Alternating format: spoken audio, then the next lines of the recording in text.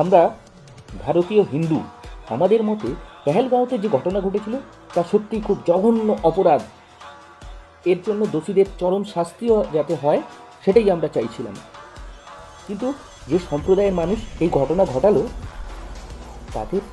তারা ধর্ম পালন করেছে, এর জন্য তারা গর্ববোধ করে। কেন বলছি এ কথা? তবে জেনে রাখুন, বেদ পাঠ করে হিন্দু শঙ্কর বাপুজি তালপাড়ে বিমান উড়িয়েছিলেন,